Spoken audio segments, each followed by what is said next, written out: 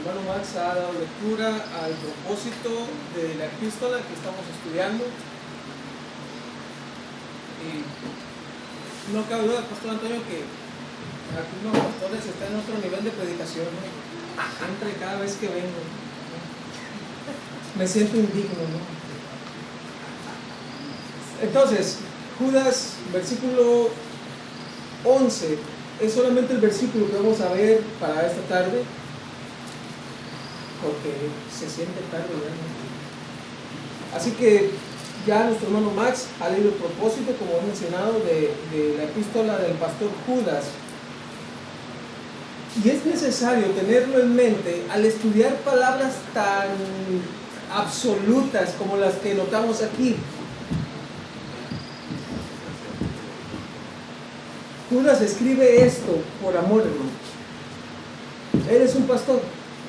Y él escribe esto no para ser simplemente condenatorio, porque él no puede condenar a nadie, sino para llamar la atención a aquellos que están siguiendo una condenación. A saber, hermanos, Dios no condena a nadie, nosotros nos condenamos a nosotros mismos. Dios no impone el pecado sobre nosotros, nosotros decidimos seguir nuestro pecado.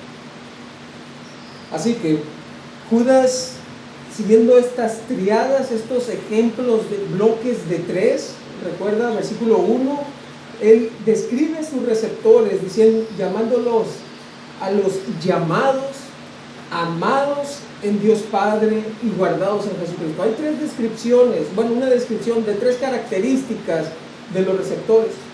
También hay tres dones que Judas desea para ellos: misericordia y paz y amor, o sea, multiplicado.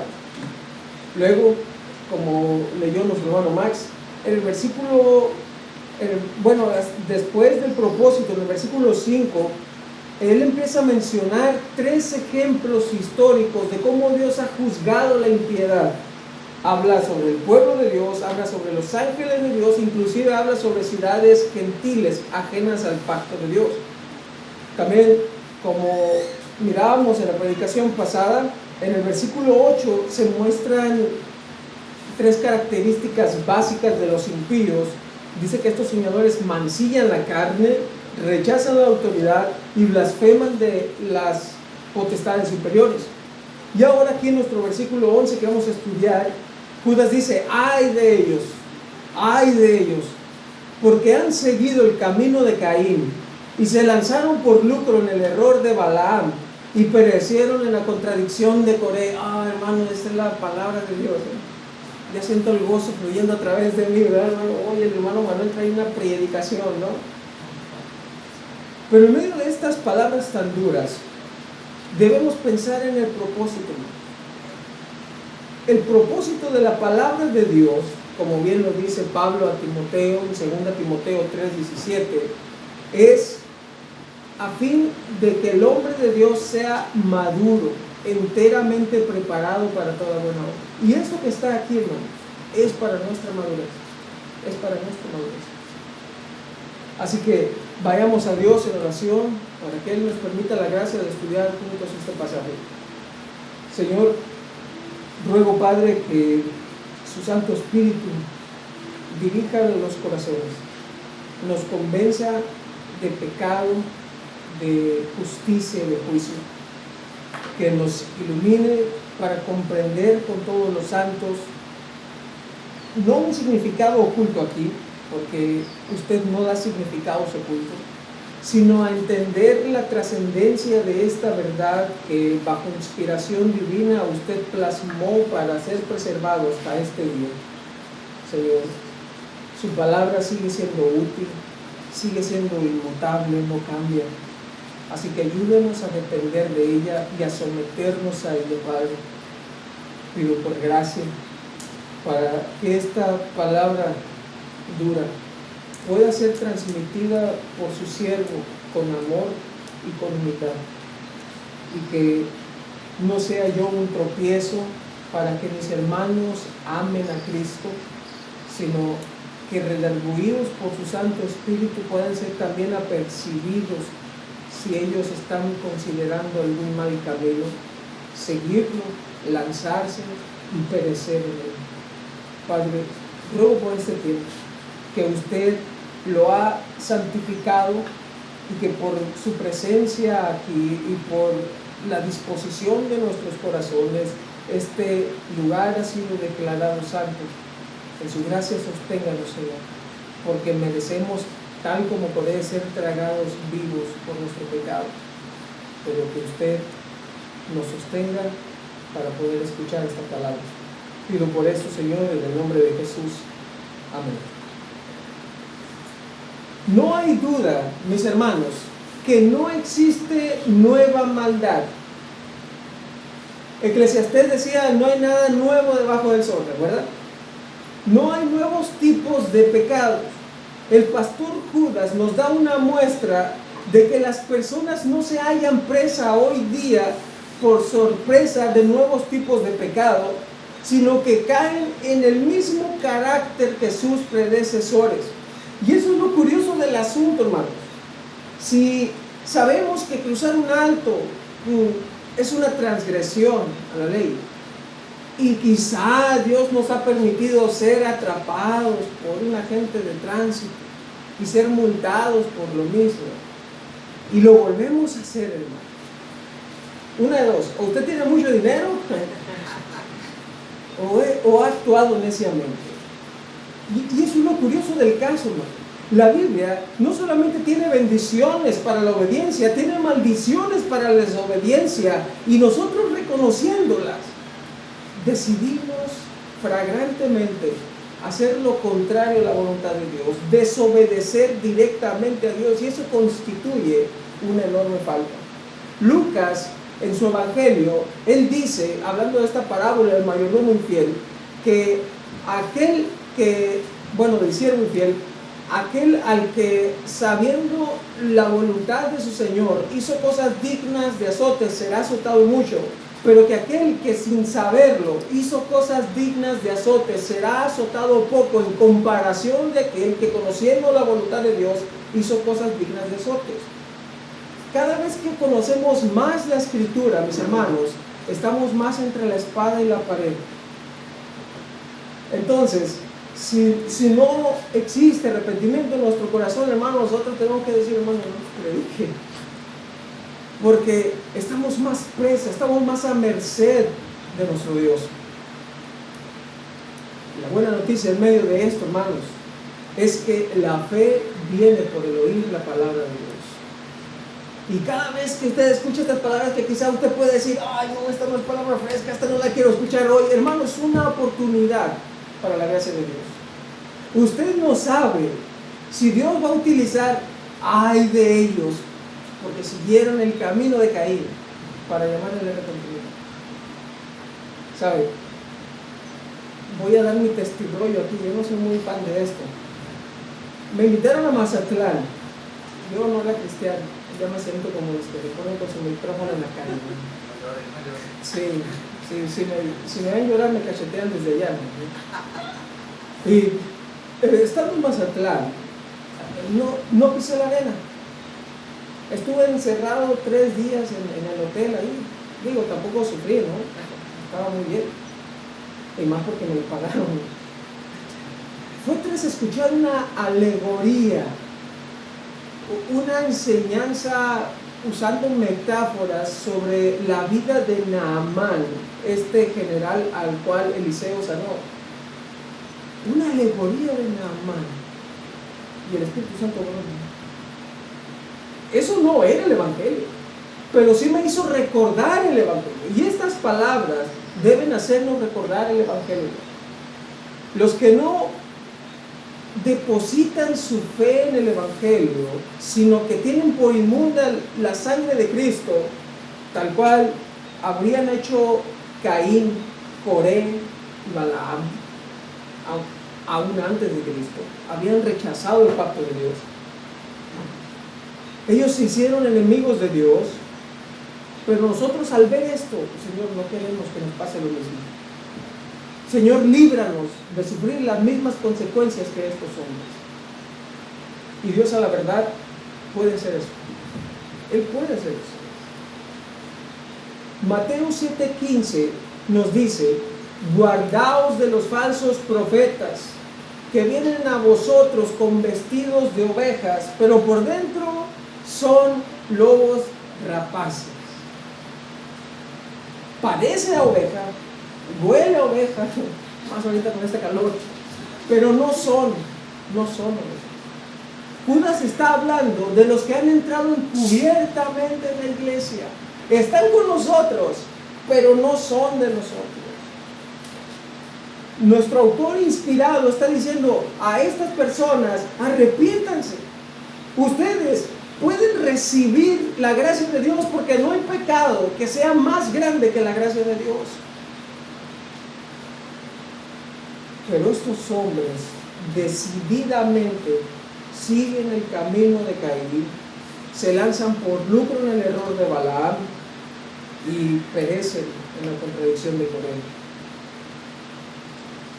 Judas, siendo consciente de la condenación que estos hombres enfrentan, señala en una sola palabra que estos hombres no solamente son condenados, sino también son los más dignos de conmiseración. Él dice, hermanos, ay de ellos, ay de ellos.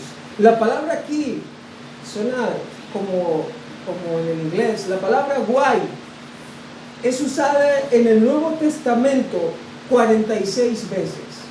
Ay de ellos, ay de ti, o los ayes, como se empezaba a ver ahora en la escuela dominical. La Septuaginta, que es la traducción del hebreo al griego del Antiguo Testamento, usa la misma palabra 67 veces. 67 veces. Nótelo. Yo, pues, la matemática no es mi don, pero 67 más 46 es más mucho, ¿no? ¿Sí? Para que vea que a todos rescata el Señor, hermano. No. Es una gran cantidad de veces. Es más de 100 veces que esta palabra es usada en la Biblia. Y el propósito de ello es despertar la conciencia y decir: qué terrible destino enfrentan estas personas. Recuerde, Judas dijo: ellos están predestinados, prescritos para esta condenación.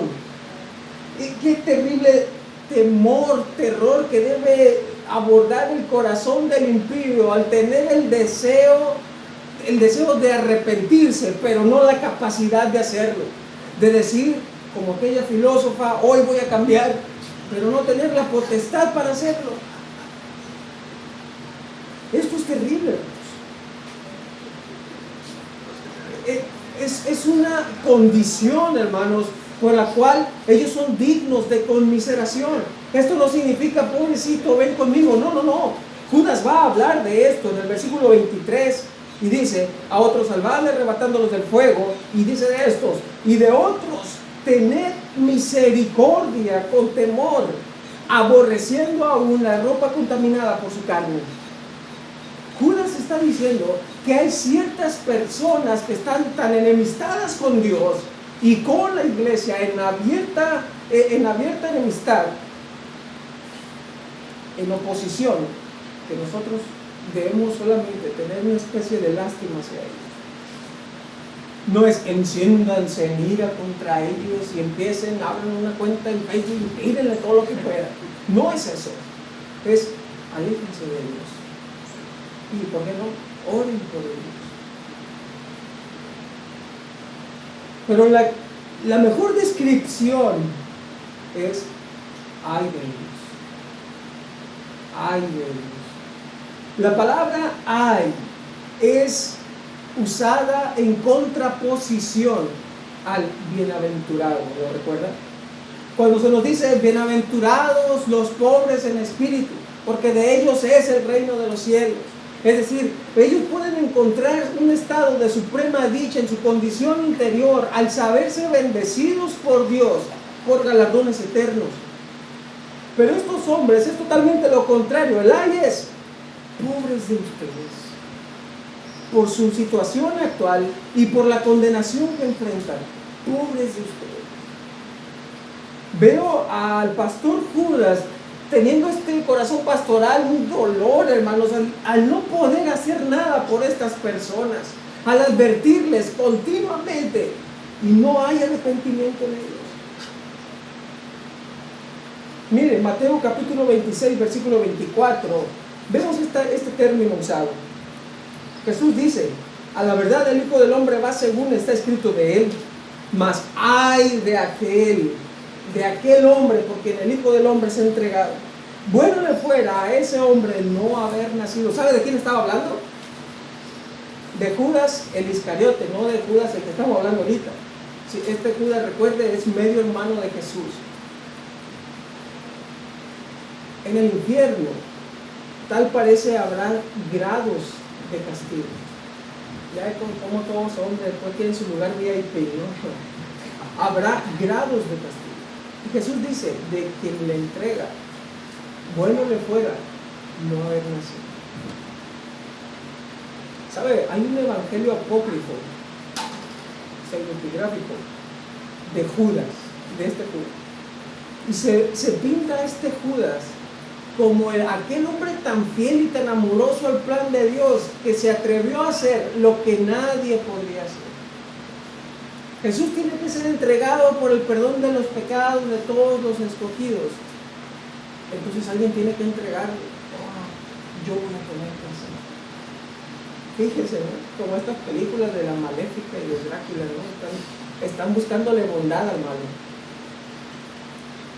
Pero Jesús dice de él: ay de él, ay de él. Es un estado lamentable y enfrenta una condenación. Este término, ay, es lo que en la gramática se le conoce como interjección.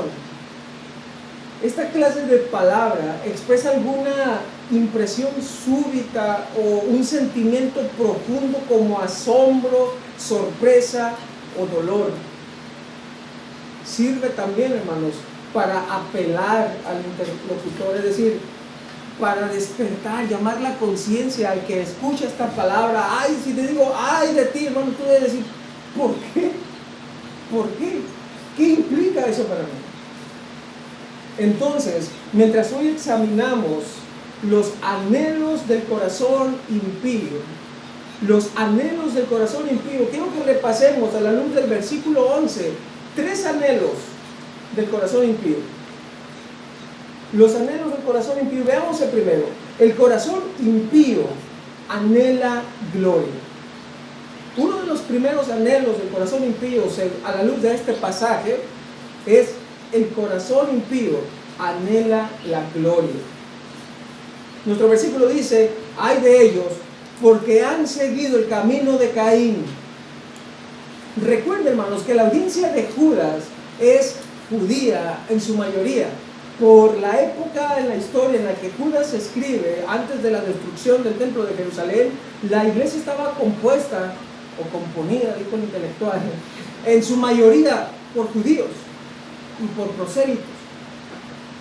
Entonces, su audiencia conocía bien el testimonio bíblico. Quizá usted puede decir: Caín, el primer homicida, bueno, entonces no hay que matar. Pero va más allá de eso. Permítame ayudarle a que usted pueda comprender esto como los receptores de Judas lo comprendieron. Vayamos a Génesis capítulo 4.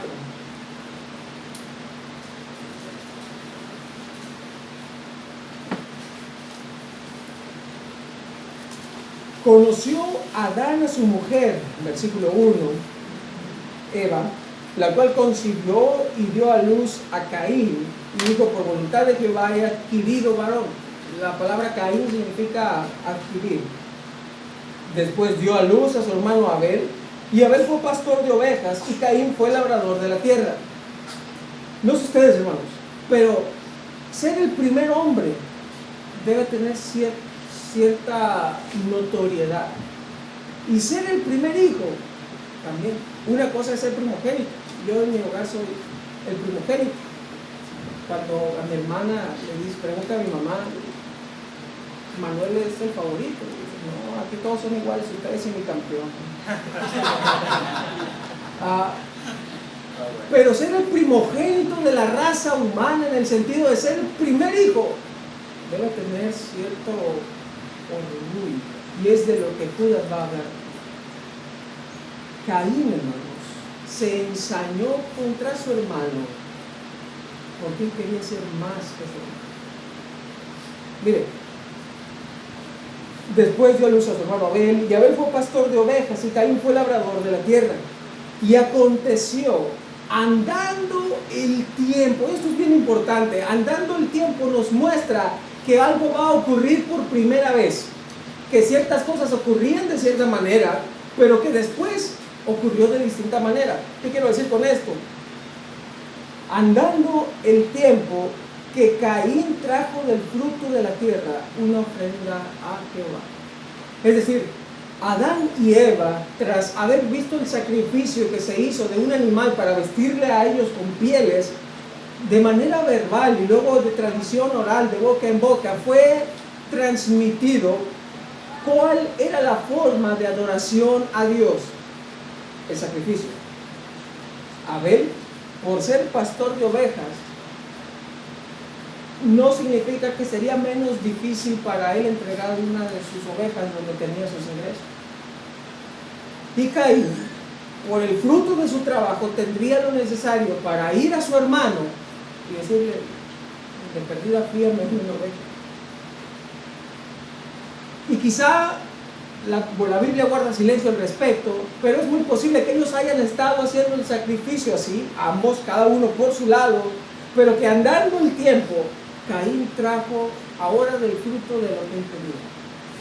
Vea el orgullo de este hombre. Él quizá se ensañó y miró: no, es lo que mi hermano está haciendo lo que a Dios agrada. No, tu hermano está haciendo lo que a Dios agrada, es distinto. ¿Por qué? Porque Caín, en lugar de centrarse en lo que Dios está pidiendo, estaba centrado en lo que su hermano estaba dando. Y él, como primogénito, quería ser el favorito, que tenga oídos para oír. Y Abel trajo también de los primogénitos de sus ovejas, de lo más gordo de ellas, y miró Jehová con agrado a Abel y a su ofrenda, pero no miró con agrado a Caín y a la ofrenda suya. Note, ofrenda. Y se ensañó Caín en gran manera y decayó su semblante. Lo que el orgullo nos hace es engendrar más pecado.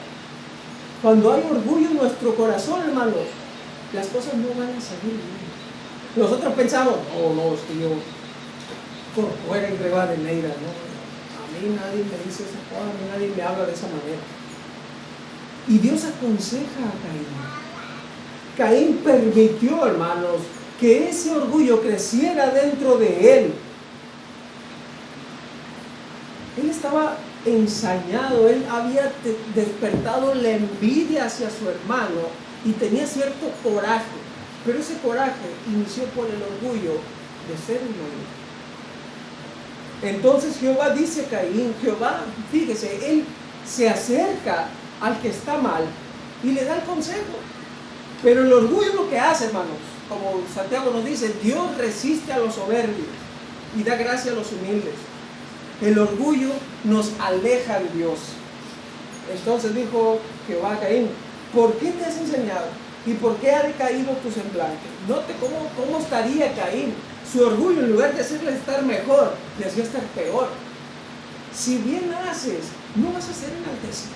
Era lo que él quería, la gloria. Es de lo que tratamos aquí. No había algo más grande para Caín que la gloria.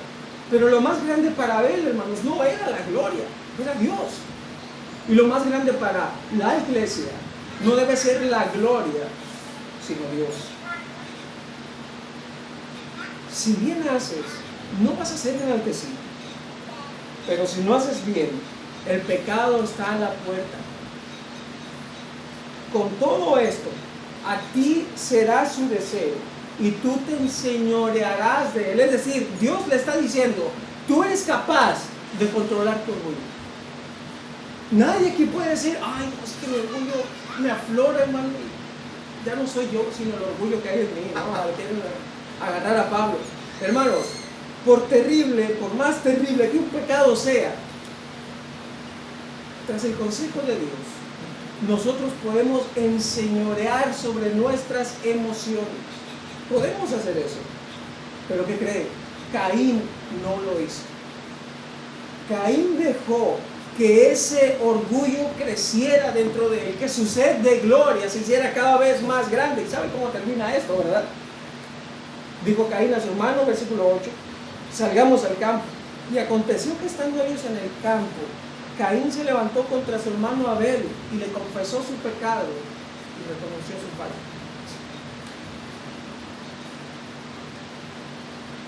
Y la traducción al Nuevo Mundo dice así: Caín se levantó contra su hermano Abel y lo mató.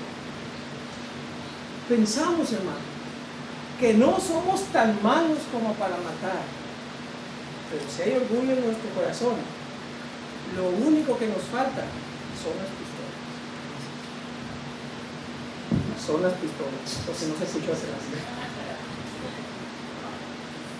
Tenemos el potencial para hacerlo. De hecho, Juan dice que si alguno aborrece al hermano, es homicida. Entonces, ¿cuántos homicidas conocemos? ¿Se conoce usted mismo? ¿No? Nos conocemos a nosotros mismos. Entonces, el corazón impío anhela la gloria. El primer deseo, el primer anhelo en nuestros corazones debe ser Dios, no la gloria. Y Dios dice, si haces bien, vas a tener recompensa, vas a ser exaltado en cierta forma, es decir, oh, qué buen muchacho, qué buena muchacha. Pero eso no significa que eso es el fin para ti, porque a la verdad, para un cristiano eso es lo de menos, porque la gente puede hablar bien y puede hablar mal y bien. Lo importante es qué dice Dios de ti, qué dice Dios de ti.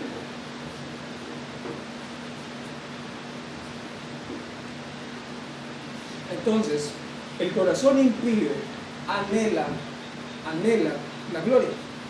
En segundo lugar, el corazón impío anhela la riqueza. El corazón impío anhela la riqueza. Aquí, hermanos, en este versículo tenemos algo que llamamos elipsis. La elipsis es la omisión de una parte del texto que queda tácitamente entendida. Cuando omitimos cierta parte para no sonar repetitivos. Es decir, nuestro texto, si lo leemos literalmente o lo interpretamos, diría, ay de ellos porque han seguido el camino de Caín, ay de ellos porque se lanzaron en el lucro de Balaam, y ay de ellos porque perecieron en la contradicción de Coré.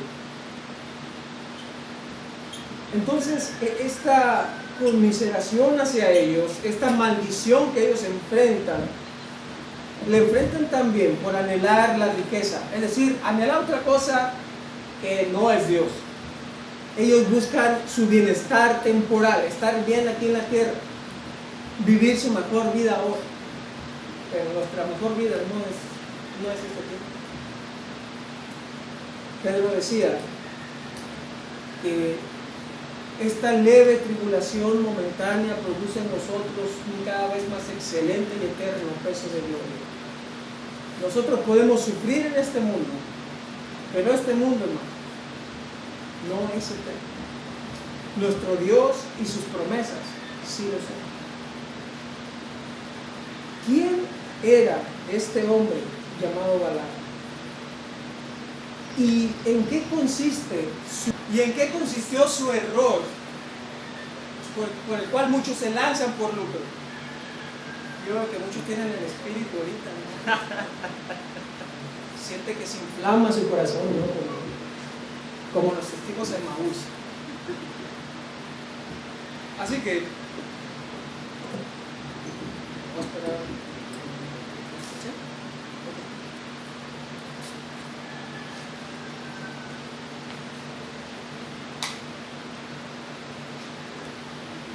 Es el precio de no tener una voz potente. Yo creo que por eso el Señor no me permitió vivir en la época de Spurgeon, porque yo no la habría armado, ¿no? Entonces, ¿cuál es el error de Balaam? ¿Cuál es ese error? Pablo nos advierte de eso mismo. Él lo hace en en 2 Corintios 2:17 y nos dice: pues no somos como muchos que medran falsificando la palabra de Dios, sino que con sinceridad, como de parte de Dios y delante de Dios, hablamos de Cristo, hablamos en Cristo. Hay pastores que cuando les llegan los diezmos, ellos los tiran al aire y dicen: Señor, lo que agarres es tuyo y lo demás para mí. Personas, hermano, que como Judas lo describe, son manchas sobre sus ágapes. Ellos, estando comiendo con ustedes, se apacientan a sí mismos. No tienen el más mínimo interés en la iglesia, sino en satisfacer sus necesidades.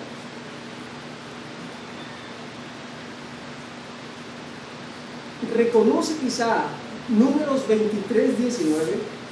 Hermano, es uno de los textos base por excelencia para hablar sobre la inmutabilidad de Dios y sobre la infalibilidad de las Escrituras. Dios no es hombre para que mienta, ni hijo de hombre para que se arrepienta. Él dijo y no hará, habló y no ejecutará. Palabras hermosas dichas en forma de poesía. Pero ¿quién las pronunció? Balaam. Este hombre del cual Judas dice: los impíos, los falsos maestros, se lanzaron por lucro en el error de Balaam. Caray, espérenme aquí tantito.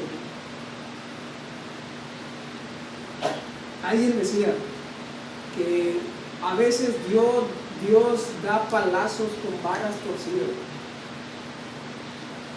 Dios es soberano y va a llamar a sus escogidos. Con la predicación del Evangelio, Pablo decía, recuerda, hay quienes lo predican con buena intención y hay quienes lo predican nada más por hacer contienda, pero sea cual sea la forma, el Evangelio está siendo predicado. Dios va a llamar a sus escogidos, aún del peor maestro. Entonces, Balaam, hermanos, era un falso profeta.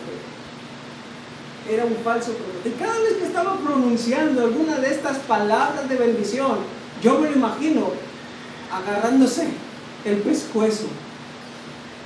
Agarrándose el pescuezo. Vaya conmigo a Números capítulo 22. Por cuestión del tiempo no será posible, pero me hubiera encantado leer con ustedes estos 3 capítulos. Balaam, hermanos, es un falso profeta que aparece en 3 largos capítulos del libro de Números, que aparece mencionado también en Judas, en 2 de Pedro, en Apocalipsis. Ese Balaam, qué famoso ese Balaam. Una prima estaba pensando en ponerle a su hijo porque era el nombre libre, pero esa es otra historia. Números 22, del 1 al 40, introduce a Balaam. Nos dice quién es él. Había un rey, Balac, de Moab. Sabía que el pueblo de los hebreos iba a pasar por ahí. Y él dice: hay un falso profeta por allá que puede contactarnos con el Jehová de estos hebreos. Háblale, mándale un mensaje de texto. Háblale, tráiganlo. Y llegan los mensajeros con él y dice: no voy a hacer algo que el Dios de los... Todos sabían que era lo que este Dios estaba haciendo con ese pueblo. Lo sabían por CNN, ¿no? Las noticias nuevas de Canaán. Todos lo sabían. Recuerda cuando llegan a Canaán por fin y que esta ramera que vivía en Jericó lo recibe. Ella sabía, nos sobrevino temor de saber lo que Dios está haciendo entre ustedes, por ustedes. Entonces Balac contrata a este hombre y le dice: maldíceme a este pueblo.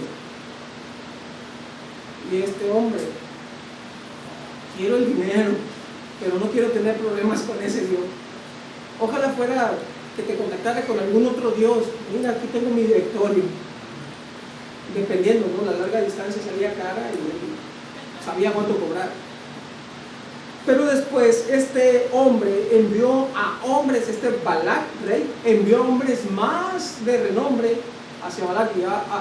Y ya Balaam se sentía cada vez está aumentando más el dólar, ¿no? Y sentía el deseo: seré yo maestro, ¿no? Lo haré.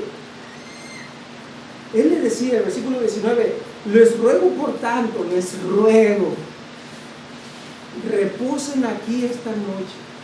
En lugar de decir, no, ese Dios es el Dios Altísimo, váyanse, búscalo. No, les ruego, quédense aquí esta noche, para que yo sepa que me vuelve a decir que Jehová le había dicho, no vas a maldecir ese pueblo.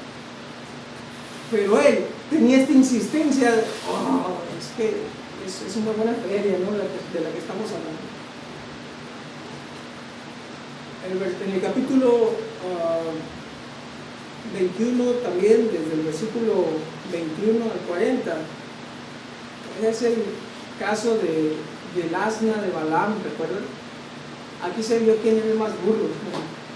Que Balaam trató con desprecio al asna que estaba viendo el ángel de Jehová, una preencarnación de nuestro Señor Jesucristo, quien le advertía, lo que vas a hacer no es bueno, debes desistir de lo que quieres hacer. Balaam iba con ellos ya, se lo llevaron, él no voy a decir nada de Dios, estaba recibiendo todos los cheques, todos los ciclos todas las monedas estaban recibiendo él. Luego, en el capítulo 23, mire cómo empieza. Y Balaam dijo a Balac, edifícame aquí 7 altares y prepárame aquí 7 becerros y 7 carneros. Balac hizo como le dijo Balaam, y ofrecieron Balac y Balaam un becerro y un carnero en cada altar. Nótenlo, ¿qué es lo que hizo Noé? ¿Qué es lo que hizo Abraham? Ellos edificaron 7 altares, uno solo. ¿Dónde lo pusieron? Donde Dios les diría que lo pusieron. Y este hombre, este falso profeta, vamos a ver si le da algo latino, ¿no? Y él está haciéndolo conforme a su experiencia. De hecho, nos dice aquí, versículo 3, y Balaam dijo a Balac, ponte junto a tu holocausto y yo iré, quizá Jehová me saldrá al encuentro y cualquier cosa que me mostrare, te avisaré. Para no extenderme más en esto, en el capítulo, aquí mismo en el versículo 5, y Jehová puso palabra en la boca de Balaam y le dijo, vuelve a Balac y díles, ya está el pueblo allá, ¿no? Balac le pagó para que maldiga al pueblo. Y él tomó su parábola y dijo, de Aram me trajo Balac, rey de Moab, de los montes del oriente. Ven, maldíceme a Jacob, y ven y execra a Israel.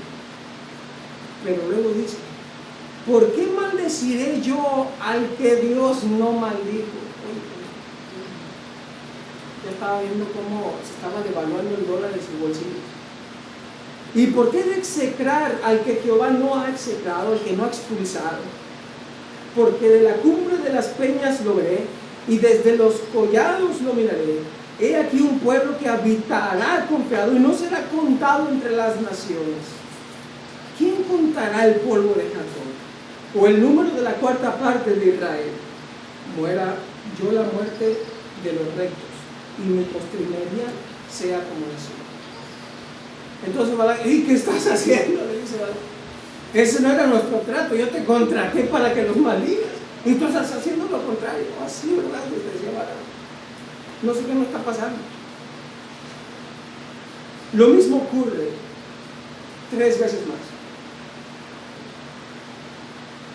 Hay un principio para nosotros aquí, ¿no? Nadie puede eficazmente condenar a los que Dios ha justificado. Romanos capítulo 8. Si Dios es el que justifica, ¿quién va a condenar a los justificados, a los escogidos? ¿Quién? Pero el error de los impíos es tan grande, hermanos, que ellos consideran que siempre y cuando pueden tener lo suficiente para su propio mantenimiento, ellos pueden eficazmente maldecir a quien Dios ha bendecido. Es decir, yo voy a arrebatar la bendición del tal. A mí dame esto y yo voy a echarle ahí un agudero, o voy a echarle un mal de ojo, algo le voy a hacer. Pero ¿quién puede condenar a los que Dios ha justificado?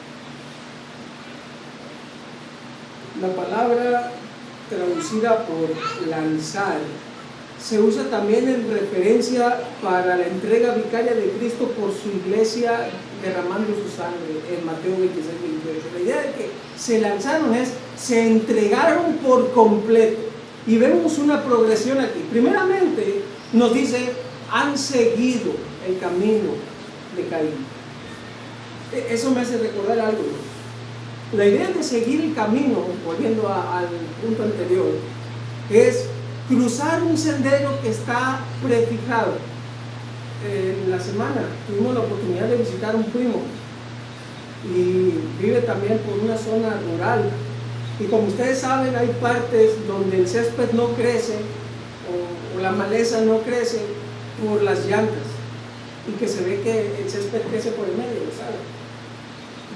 Uno dice, por aquí pasan puros carros. Y era nuestro caso, bueno, pues venimos en carro, vamos a cruzar por aquí. Pero no cualquier carro cruzaba por ahí. Solamente tenía que ser una camioneta o un carro que tuviera unas llantas enormes. Porque ya para llegar para terminar de cruzarlo, hermano, pasamos por todo que decir, Señor, en tus manos encomiendo mi espíritu. Estaba feo el camino. Y los hombres no consideran eso, pero están condenados a seguir los mismos baches, a pasar por los mismos hoyos que Caín. La idea de seguir comunica que alguien está pensando en dar pasos. Y la idea acá en este nuevo punto, segundo punto de lanzarse, es entregarse por completo. Esa es la progresión. Primero estás pensando en imitar, pero luego te estás entregando por completo. En este caso se habla del error. Y esta progresión termina de una forma terrible. Y esto nos lleva a nuestro último punto, número 3. El corazón impío anhela la autoridad. El corazón impío anhela la autoridad.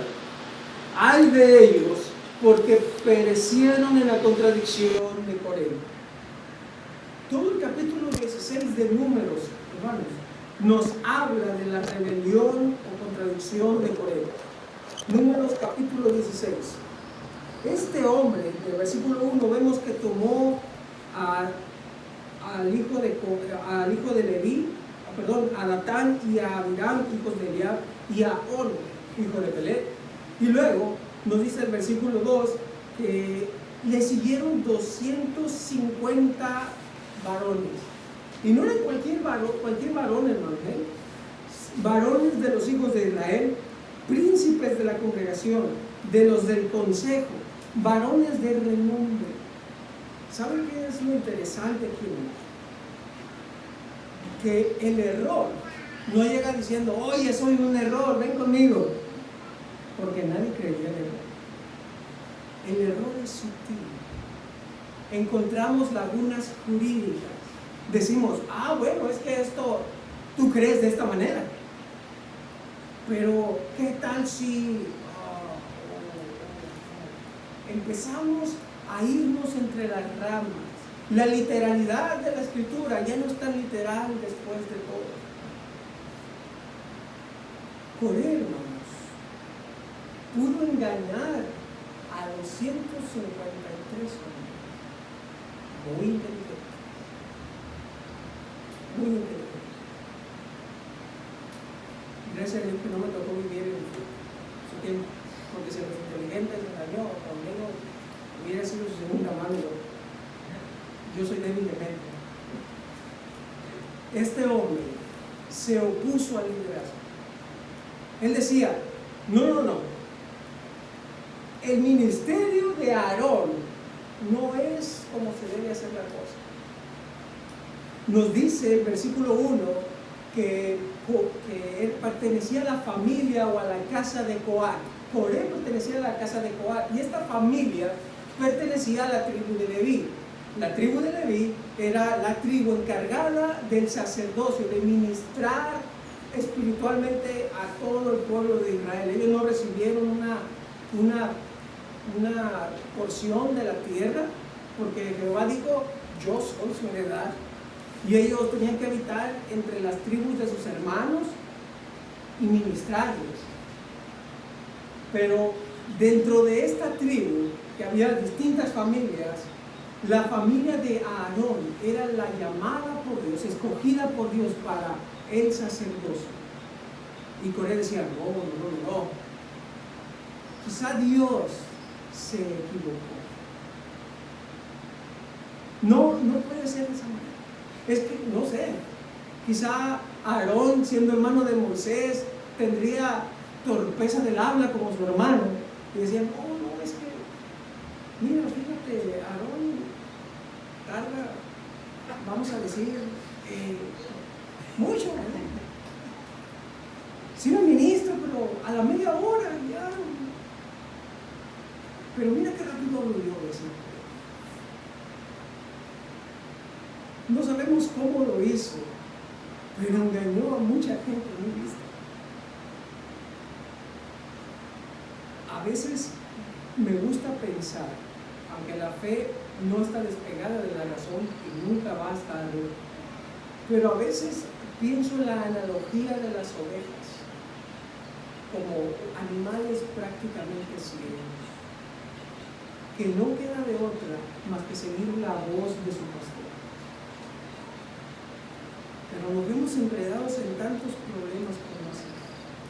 ¿Sabe qué pasó con Coré? ¿Tiene idea de qué pasó con él?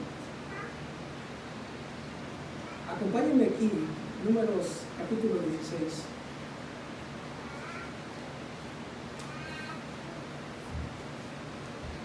Mire en el versículo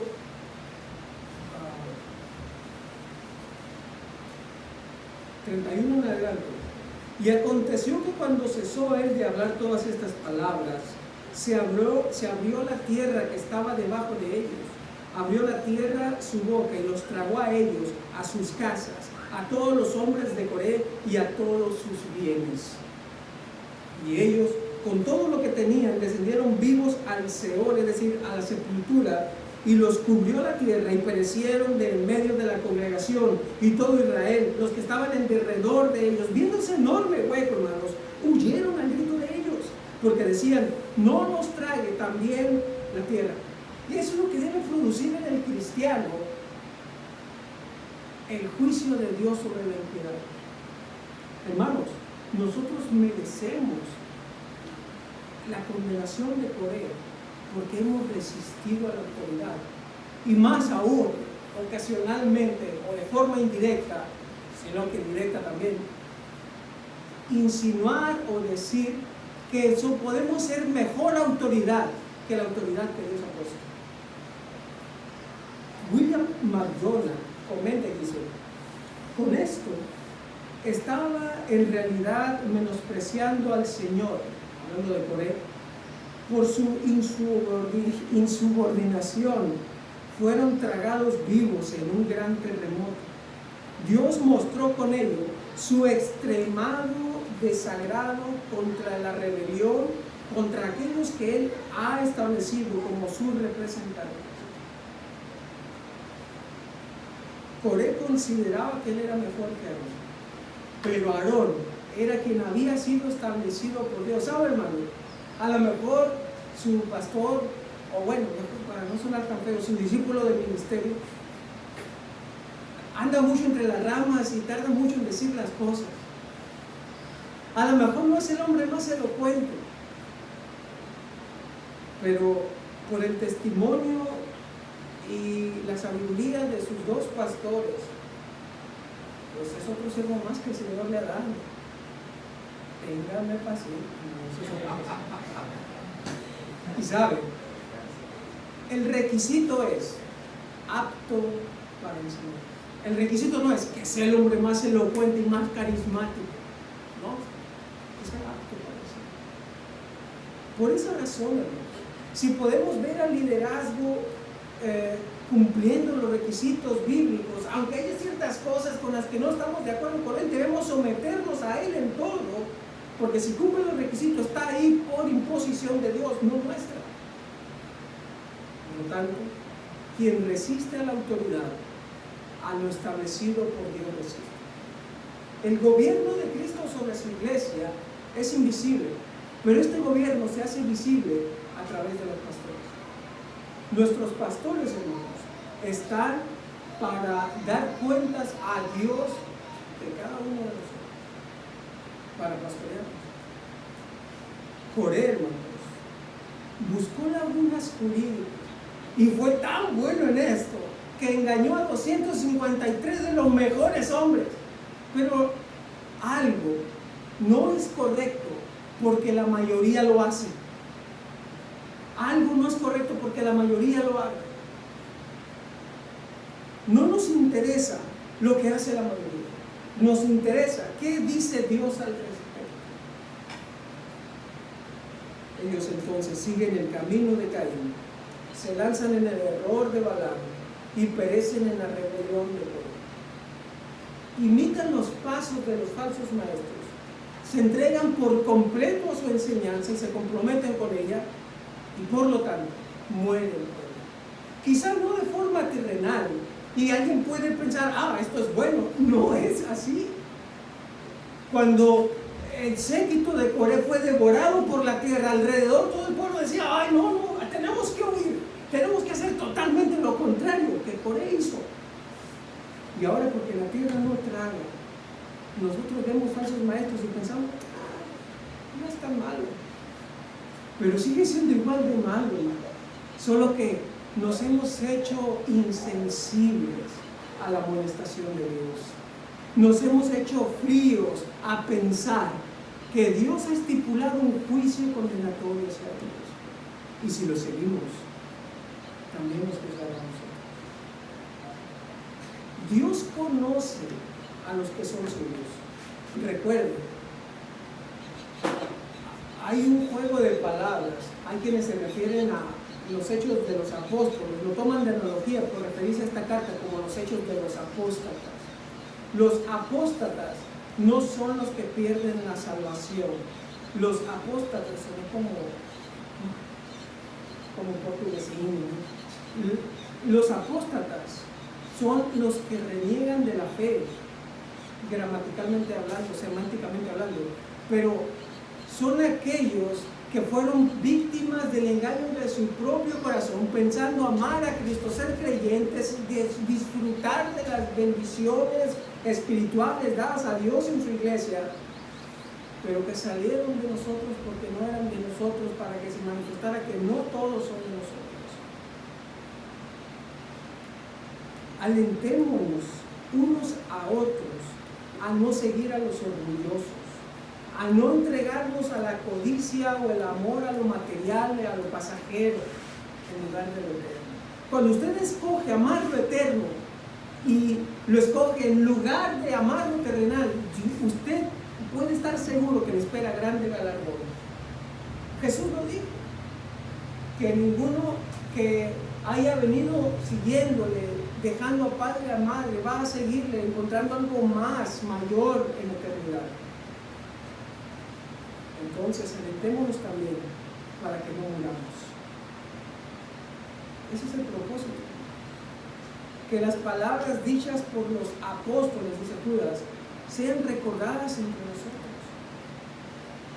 Pero sabremos que estamos mal si, hablando con nuestro séquito, si estamos en la condición de Coré, y hacemos bien siempre en pensar en nosotros de esa forma, ¿estamos hablando de las palabras de los apóstoles? ¿Estamos hablando de la Escritura?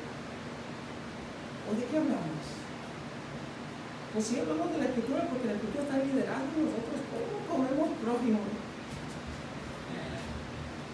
Si no hablamos de la Escritura, algo anda mal. Corrige tu camino, hermano. ¿Sabes? Aún los escogidos, aún los verdaderos cristianos, pueden momentáneamente ser seducidos por el error, pero se reconocen como cristianos porque tarde o temprano se arrepienten. Y eso es lo que Dios quiere. Si esto es situación, vamos a ver.